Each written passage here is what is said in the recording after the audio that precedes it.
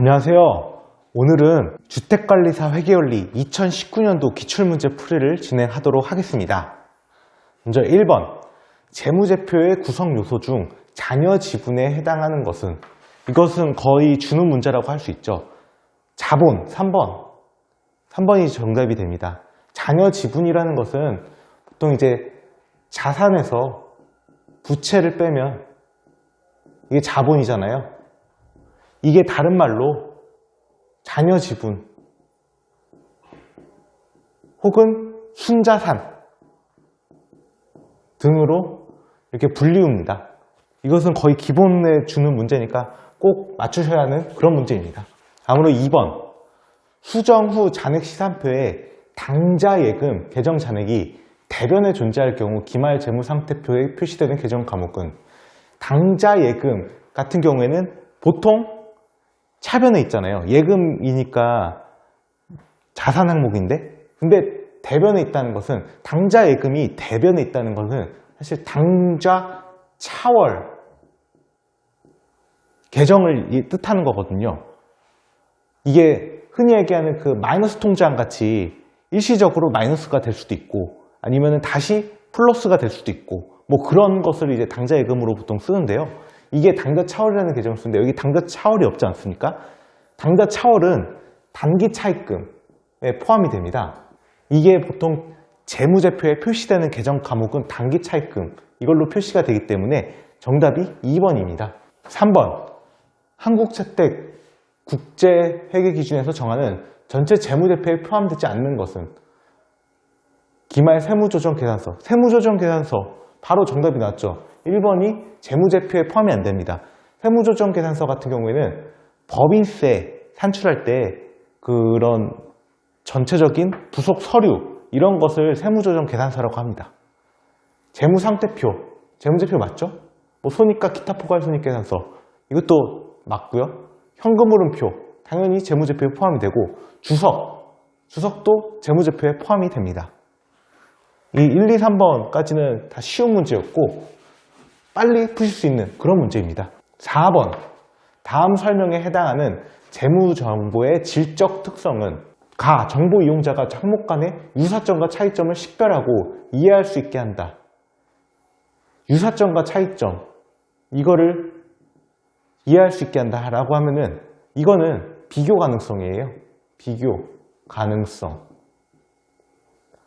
그리고 정보가 나타내고자 하는 경제적 현상을 충실히 표현하는지를 정보 이용자가 확인하는 데 도움을 준다. 정보 이용자가 확인할 수 있게 도움을 주는 거, 이거 질적 특성 중에서 검증 가능성이거든요. 그래가지고 정답이 1번입니다. 사실 이게 비교 가능성이라는 것만 알 수 있어도 정답은 맞출 수 있는 그런 문제입니다. 5번 한국의 1년도 자료가 다음과 같을 때 기말 자본은, 기말 자본 구하는 건데 기초 자산, 기초 부채, 나머지는 뭐 현금 배당, 유상증자, 총비용, 총수익 이렇게 나왔잖아요.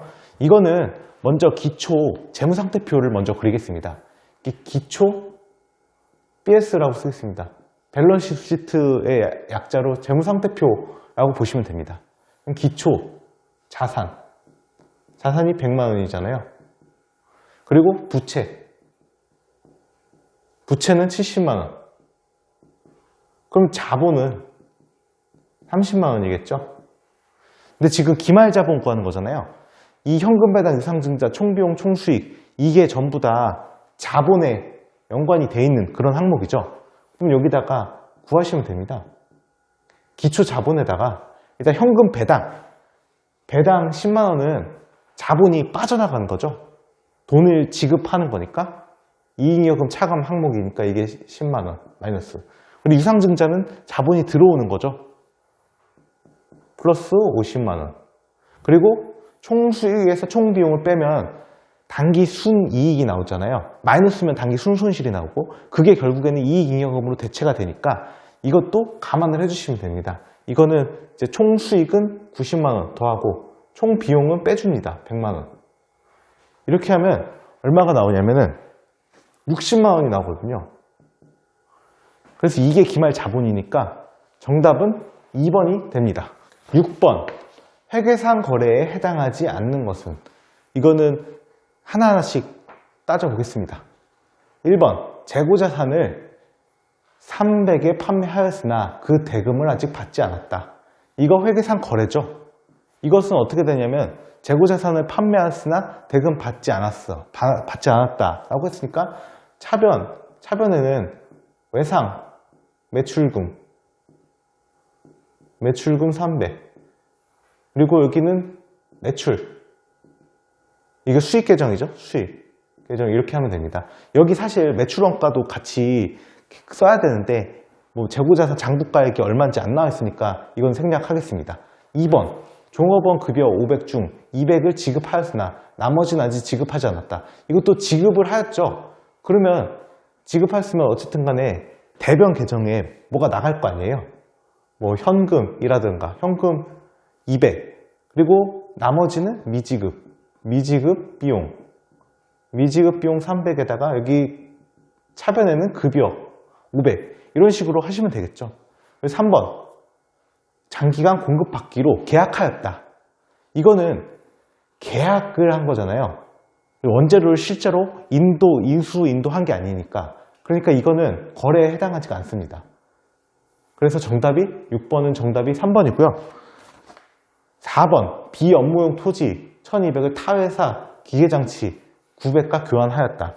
이거는 사실은 이게 상업적 실질이 있는지 그런 거에 따라서 다르긴 한데, 상업적 실질이 만약에 있다 그러면은 먼저 이제 명백한 게, 제일 먼저는 이제 공정가치가 더 명백한 거를 교환하는 자산의 취득 원가를 쓰는데요. 그러니까 어떻게 쓰냐면 원래 기계장치, 그리고 대변에는 토지잖아요. 토지를 주고 기계장치를 받는 거니까. 근데 여기 들어가는 비용이, 취득 원가가 상업적 실질이 있는 경우에는 제공한 자산의 공정가치, 원래 원칙이 제공한 자산의 공정가치인데, 만약에 공정가치 둘 중에 기계장치가 더 공정가치가 명백하다 그러면 그 공정가치를 쓰는 건데, 여기 뭐 1200, 900 이렇게만 나와 있고 이게 공정가치인지 장부가인지 알 수가 없으니까 실제로 여기에 뭐가 들어가는지는 구체적인 조건이 있어야 됩니다. 하지만 회계상 거래가 맞습니다. 이거는 어쨌든 이동을 한 거잖아요. 그리고 5번 거래처 파산으로 매출채권 1000원 제거하였다. 이거 당연히 회계상 거래죠. 뭐 아시겠지만 대변에 매체, 제가 매출채권은 매체라고 쓰겠습니다. 매체 이렇게 쓰고, 여기다가는 기본적으로 손실 충당금, 충당이라고 쓰겠습니다. 충당금 계정이 잔액이 있으면 충당금을 쓸 거고, 충당금 잔액이 부족하면은 손상차손을 쓰겠죠. 이렇게 해가지고 결과적으로 6번의 정답은 3번이 됩니다. 7번 한국은 1년 4월 1일 향후 1년간 대안에게 창고를 임대하고 그 대가로 1200원을 현금으로 받아 수익으로 회계 처리하였다. 이 거래와 관련하여 한국이 1년 말에 수정분개를 하지 않았을 경우 기말 재무제표에 미친 영향으로 옳지 않은 것은, 수정분개, 먼저 수정분개를 이걸 어떻게 해야 되는지 아셔야겠죠. 1년간 했고 현금으로 받아서 수익으로 회계를 처리했대요. 그 임대료로 1200원을 다 회계 처리를 했는데, 보면은 그 다음 연도 3월 31일까지니까 3개월치는 다시 이거는 받는 거니까 선수 수익 이런 걸로 돌려야겠죠. 그러니까 원래 수정 분개를 써보면 기말에 어떻게 하셔야 되냐면, 원래 임대료 계정을 썼으니까 임대료를 줄여줘야겠죠. 임대료 수익 300원 3개월치를 줄여야 되니까, 그러면은 이제 나머지는 먼저 받은 거니까 선수 임대료라고 쓰겠습니다. 그러면은 이게 원래는 수익을 줄여주고, 선수 임대료는 부채잖아요. 부채를 늘려줘야 되는 분개를 회계처리를 하셔야 되는데, 이게 누락된 거니까 잘 보시면 1번 부채가 300 과대 계산된다. 1번부터 정답이 나온 거죠. 부채가 원래 300을 늘려줘야 되는데 안 늘리고 이 회계 처리를 안 한 거니까 부채가 과소 계산된 거죠. 과대가 아니라 과소. 과소니까 이거는 1번이 바로 정답이 나왔는데요. 2번, 자산에 미치는 영향은 없다. 이게 수익 계정이고 선수 임대료 이거 부채 계정이잖아요. 자산에 미치는 영향은 없죠. 자본이 300가대 계산된다. 왜냐하면 수익을 줄여야 되는데 수익을 줄이지 않았잖아요. 그러면은 수익을 줄이지 않았으니까 자본이 과대 계산되는 게 맞죠. 이것도 맞고, 비용에 미치는 영향 없다. 임대료 수익 계정이니까 영향 없죠. 비용은. 수익 300 과대 계산된다. 수익을 줄여야 되는데 안 줄였으니까 과대 계산되는 거 맞죠. 그래서 7번의 정답은 1번이 됩니다. 이거는 차근차근 하나씩 따져보시면 금방 푸실 수 있는 그런 문제입니다. 8번, 한국은 1년 초 주당 액면금액 5,000원인 보통주 100주를 주당 6,000원에 현금으로 납입받아 회사를 설립하였다. 분기로 오른 것은? 보통주 100주인데 주당 액면금액 5,000원 나왔죠? 그러면은 보통주 자본금, 그러니까 현금이니까 일단 100주를 6,000원에 받았으니까 차변에는 현금 60만 원이겠죠? 그리고 자본금, 이게 보통주니까 보통주 이거 써도 되고 안 써도 됩니다. 자본금은 액면금액에다가 주식수 곱하는 거니까 50만 원이고요. 그리고 설립하는 거니까 주식 할인 발행 차금 계정이 없겠죠. 주발초라고 쓰겠습니다. 주발초. 주식 발행 초과금인데요. 이렇게 하는 거죠. 이거 거의 기본 분계입니다. 이거 찾아보시면 여기 있죠. 1번. 1번에 주식 발행 초과금 10만 원 나와 있죠. 그래서 8번의 정답은 1번입니다.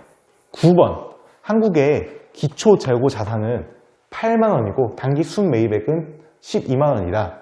기말 재고 관련 자료가 다음과 같을 때 매출원가 구하는 건데, 정상 감모 손실 매출원가로 비정상 감모 손실은 기타 비용으로 처리한다 라고 했죠. 그러면 여기 뭐 장부상 수량, 원가, 실제 수량, 감모 20% 정상적인 감모로 간주한다 다 나와 있으니까 이거는 제가 T 계정으로 한번 그려보겠습니다. 재고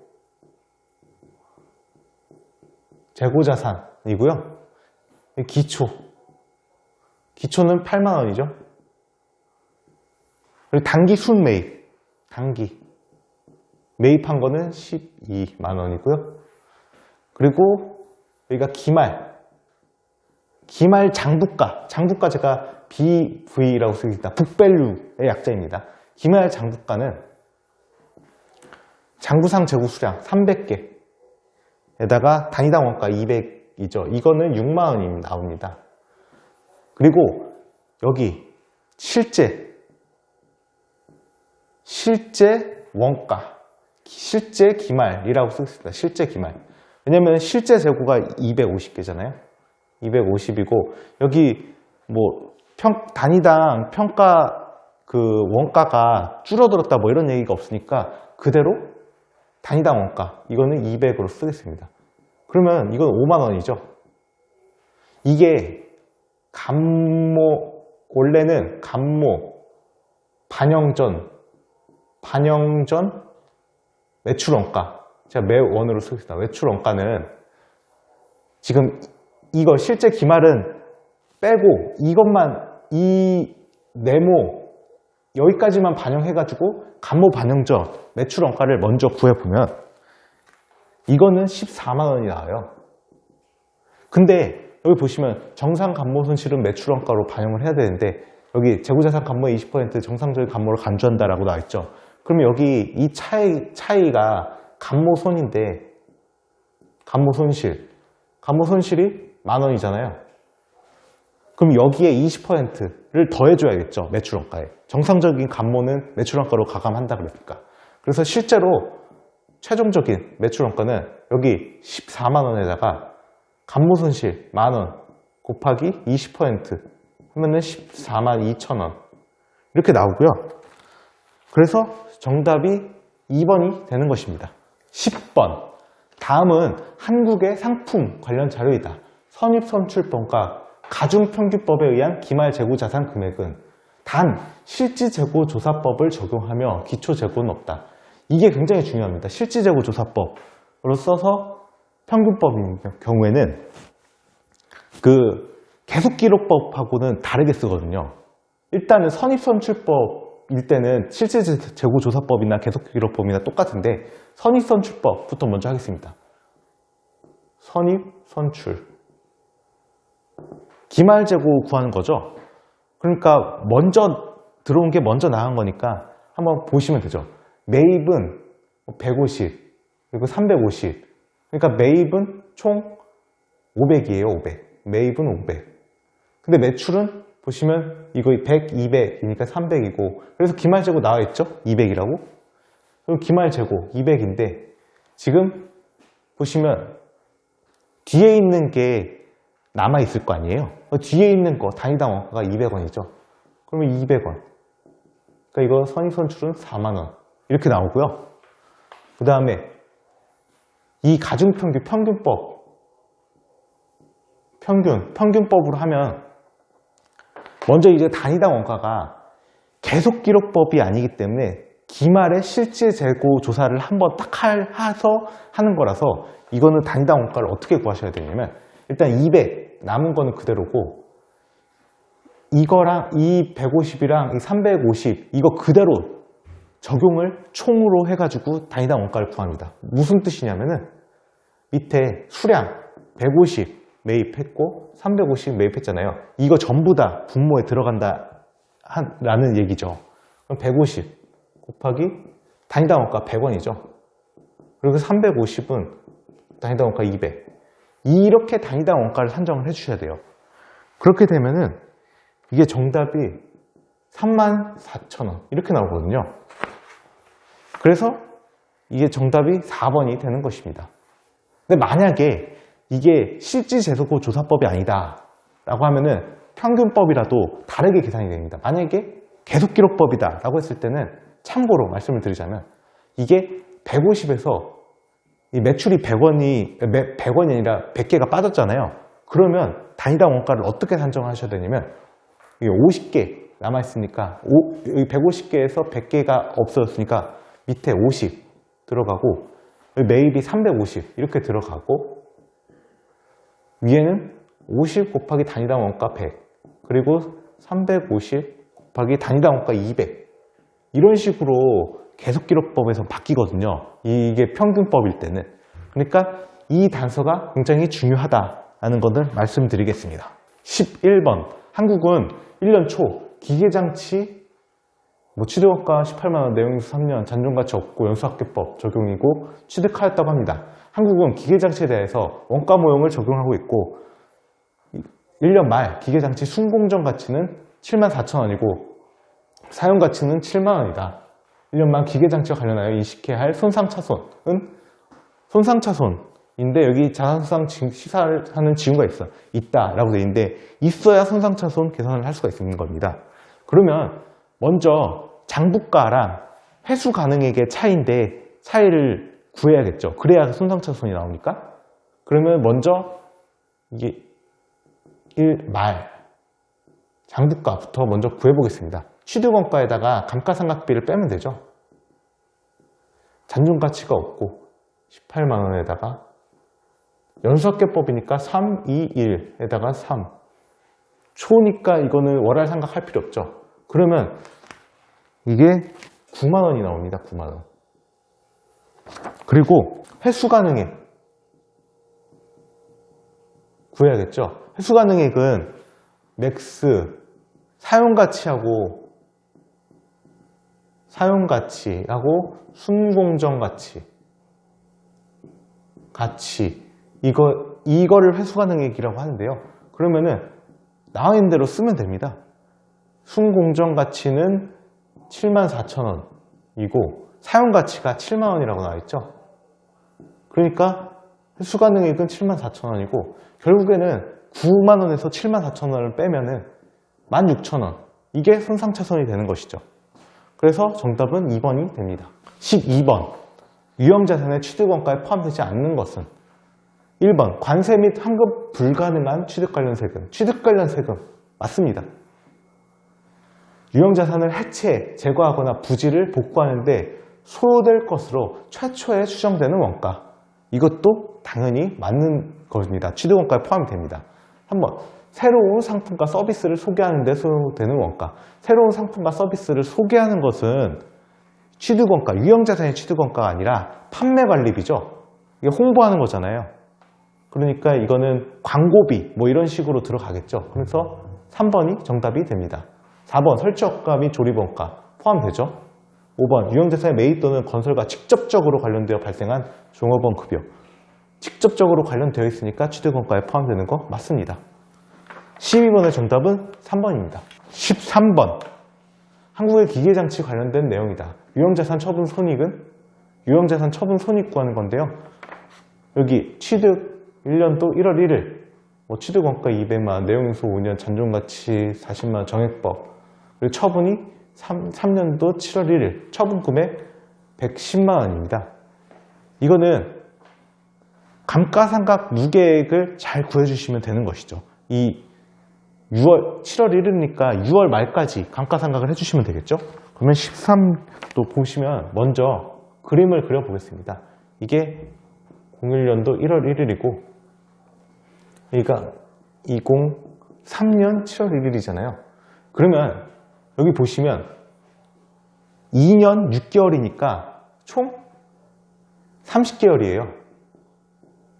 30개월이고 정액법 적용한다고 했죠. 그럼 30개월만큼의 감가상각비를 계산을 해주면 되겠죠. 해보겠습니다. 먼저 장부가를 계산을 해보겠습니다. 200만원에다가 빼기 200만원 잔존가치 40만원 있죠. 빼고 내용연수 5년인데 정액법이니까 그냥 5분의 1 하고 12분의 월할 계산을 해야 되니까 30개월 이렇게 하면 되고요. 이게 장부가가 120만원 이렇게 나옵니다. 그리고 처분 금액이 110만원이잖아요.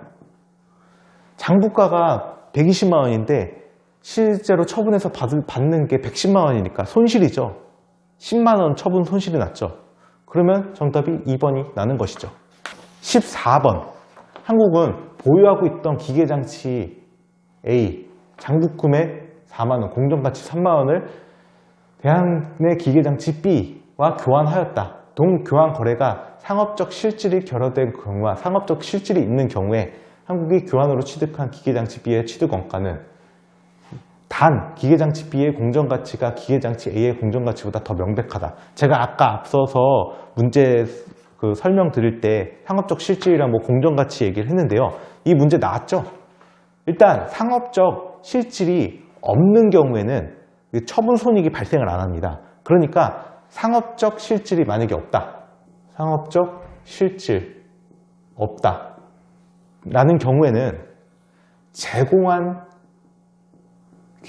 자산의 장부가 제가 BV라고 쓰기로 했죠. 제공한 자산의 장부가가 이제 취득 원가예요. 그런데 상업적 실질이 있다 라는 경우에는 원래 우선되는 게 스텝 1 공정가치 더 명백한 공정가치는 제가 FV로 쓰겠습니다. 페어밸류의 약자입니다. 더 명백한 페어밸류가 있는 경우에는 해당 자산의 FV 공정가치를 취득원가로 하는 거고요. 만약에 더 명백한 게 없어요. 그러면은 뭘로 하시냐면은 제공한 자산의 공정가치 이렇게 하셔야 됩니다. 근데 지금 보시면 원래 잘 보시면 여기 상업적 실질이 없는 경우에 이게 지금 보시면 결여된 경우니까 가잖아요. 가. 그리고 상업적 실질이 있는 경우에는 여기가 난데 기계장치 B의 공정가치가 A의 공정가치보다 더 명백하대요. 그러면은 이거죠. 이거 더 명백한 게 있으니까 이걸로 써야 되니까 이제 하나씩 보겠습니다. 가인 경우에 제공한 자산의 장부가죠. 보유하고 있던 기계장치 A의 장부금액 4만 원이래요. 그러면은 가는 4만 원이겠죠. 그리고 상업적 실질이 있고 더 명백한 게 있대요. 더 명백한 거, 기계장치 B의 공정가치가 A보다 명백하다고 하니까 기계장치 B의 공정가치, B의 공정가치가 5만원이죠. 그래서 4만원, 5만원 이거를 찾아보시면 정답은 3번이 됩니다. 이거는 종종 나오는 문제이니까 교환, 유형자산 교환에 대해서는 이렇게 케이스로 꼭 알아두시면 좋겠습니다. 15번, 무형자산에 관한 설명으로 옳지 않은 것은, 무형자산은 물리적 실체는 없지만 식별 가능한 화폐성 자산이다. 이 화폐성이라는 게 틀렸습니다. 비화폐성 자산입니다. 왜냐하면 무형자산 같은 경우에는 시간이 지남에 따라서 그 가치가 계속 바뀌잖아요. 가격. 화폐 단위로 측정할 수 있는 그 가격이 계속 바뀌기 때문에 비화폐성 자산입니다. 만약에 매출 채권 같은 경우에는 내가 추후에 거래처로부터 받을 금액이 화폐 단위로 확정이 돼 있잖아요. 얼마를 받아야 된다. 이렇게. 그런 경우에는 이제 매출 채권 같은 경우에는 화폐성 자산입니다. 그래서 정답이 1번이고요. 2번, 내부적으로 창출한 영업권 자산으로 인식하지 아니한다. 이거 맞죠? 그리고 3번, 무형자산 회계 정책으로 원가 모형이나 재평가 모형 선택할 수 있다. 맞습니다. 4번, 최초의 비용으로 인식한 무형 항목에 대한 지출은 그 이후에 무형자산 취득 원가로 인식할 수가 없다. 맞습니다. 이것도. 다 기준서에 있는 내용이고요. 5번, 내용연수가 유한한 무형자산은 삼각하고 내용연수가 비한정인 무형자산은 삼각하지 아니한다. 삼각하지 않고 주기적으로 손상 검토만 하죠. 비한정인 무형자산은. 맞습니다. 그래서 15번의 정답은 1번입니다. 16번, 한국은 1년 초 시세 차익 목적으로 건물을 취득하고 투자 부동산으로 분류하였다. 한국은 건물에 대하여 공정가치 모형을 적용하고 있으며 1년 말과 2년 말 동 건물의 공정가치는 각각 6만원과 8만원으로 평가되었다. 동 건물에 대한 회계 처리가 2년도 단기 순이익에 미친 영향은, 통상적으로 건물 정액값으로 감가상각한다 라고 되어 있는데, 이 감가상각 관련해 가지고 다 이거는 함정이라고 보시면 됩니다. 왜냐면 시세 차익 목적 나왔죠. 이거 그러면 투자 부동산이에요. 투자 부동산인데 만약에 원가 모형이다 하면은 감가상각을 해야 되는데 여기 공정가치 모형 적용하고 있대요. 그러면은 공정가치 모형 같은 경우에는 감가상각을 안 하죠. 꼭 아셔야 됩니다. 공정가치 모형은 감가상각을 하지 않는다. 투자 부동산의 경우에는. 그러면 이게 그렇게 되면은 감가상각은 안 하고 평가 이익 또는 평가 손실 이렇게 평가만 할 거 아니에요. 기말에. 1년 말에 6만 원이었대요. 1년 말. 이거를 말. 공정가치 페어밸류 FV로 쓰겠습니다. 말에는 6만 원이었는데 이 말 이때 8만 원이래요. 그러면 이때 2만 원이 증가를 했죠. 이거 단기손익 항목이죠. 평가이익. 그렇기 때문에 1번 이 정답입니다. 단기순이익에 미친 영향을 물어보는 거잖아요. 이렇게 푸시면 됩니다. 투자부동산의 공정가치 모형일 때는 감가상각을 하지 않는다. 꼭 아셔야 됩니다. 7번 금융자산에 해당하지 않는 것은, 미수 이거 쭉 이렇게 나와 있는데요. 여기 보시면 금융자산에 해당하지 않는 거, 해당하는 거 쉽게 판단하는 방법을 말씀을 드리자면은 돈과 관련이 있다. 내가 지불하거나 추후에 받을 것이 돈과 관련이 있다. 지불한 거 말고 추후에 받을 것이 돈과 관련이 있다. 라고 하면은 금융자산이라고 생각을 하시면은 쉽습니다. 미수이자, 보통 이제 이자 같은 건 돈으로 받잖아요. 예금을 넣어두면은 결산할 때 아직 그러니까 받을 시점은 내년인데 지금 올해 말에 결산을 어느 정도 해놔야 되니까 그때 나오는 계정이 미수이자인데 결국엔 돈으로 받아야 되잖아요. 그러니까 금융자산이 맞고요. 다른 기업의 지분상품이라면 주식 이런 거잖아요. 주식 같은 경우에는 내가 팔면 돈이 되죠. 그러니까 추후에 돈으로 바꿀 수 있으니까 금융자산 맞고요.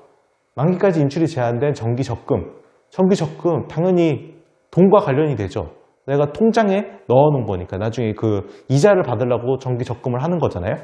그러니까 금융자산 해당이 되죠. 거래 상대방에게서 국채를 수취할 계약상의 권리. 국채인데 무슨 돈이냐라고 하는데 국채는 채권이죠.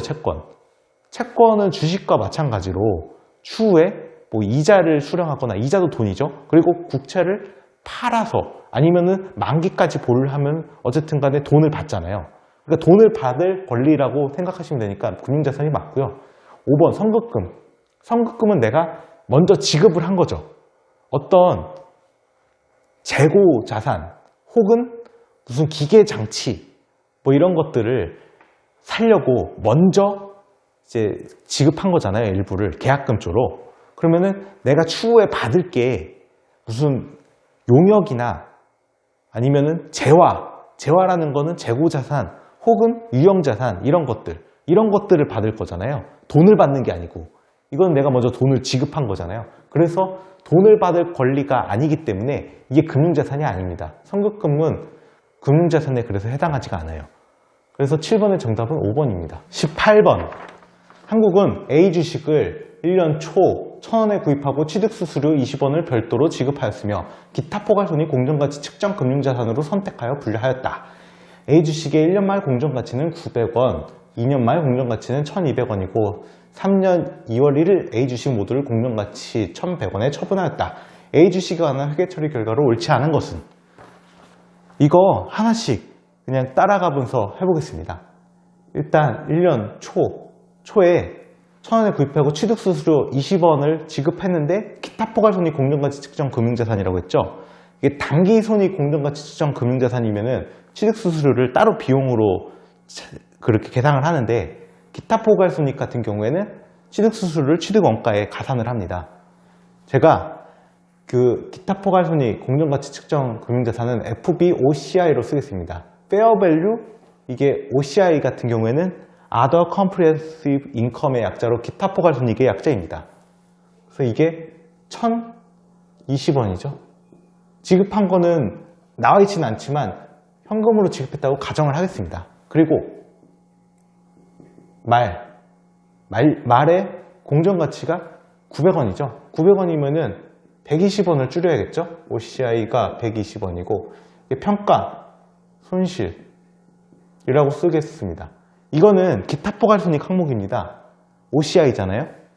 그리고 2년 말에는 공정가치가 1,200원이니까 900원에서 1,200원이면 300원 증가를 했겠죠. 차변에 FBOCI를 먼저 300원을 늘려주고 평가손실 먼저 없애줍니다. 평가손실 120 없애고 평가 이익 180 이렇게 합니다. 그리고 마지막 연도 2003년 2월 1일에 주식을 공정가치 1,100원에 처분을 했대요. 근데 FBOCI 유가증권, 그러니까 주식으로 된 FBOCI 같은 경우에는 선 공정가치 평가를 하거든요. 1,200원에서 1,100원이니까 먼저 줄여야겠죠. FBOCI를 100원만큼 줄여줍니다. 그러면 여기다가 평가 손실인데 평가 이익이 잔액이 180원이 남아있으니까 평가 이익 100원 이렇게 없어집니다. 이것도 다 기타 포괄손익 항목이에요. 그리고 그 다음에는 처분을 했는데 현금으로 했다고 가정을 하겠습니다. 1,100원 그리고 FBOCI 1,100. 그리고 나머지가 사실 평가 이익이 180에서 100원이니까 80원이 남잖아요. 근데 80원이 남는 거는 여기다가 회계 처리를 이익잉여금으로 대체하는 회계 처리를 해도 되고 아니면 안 해도 되고 그건 선택입니다. 대신에 이 평가 이익 같은 경우에 80원을 뭐 처분 이익으로 대체를 하거나 그렇게 하진 않습니다. 처분 이익으로 대체한다는 얘기는 단기 손익으로 대체한다는 얘기인데요. 단기 손익으로 대체하진 않습니다. 그냥 같은 자본 항목 내에서 이 기타 포괄손익 이거를 이익잉여금으로 대체를 하거나 이거는 선택이지만 단기 손익으로 재분류하지 않는다는 거 꼭 아셔야 하는 그런 내용입니다. 일단 이렇게 하고 진행을 해보면 1번 주식의 취득원가 1,020원이다. 1,020원 맞죠? 1년 총포괄이익이 120 감소한다. 평가손실 이거 총포괄이익 감소하는 거죠. 맞죠? 둘 다 맞는 거고요. 3번 총포괄이익이 300 증가한다. 이것도 맞는 내용입니다. 이 120, 180 이거 300 증가하는 거 맞죠?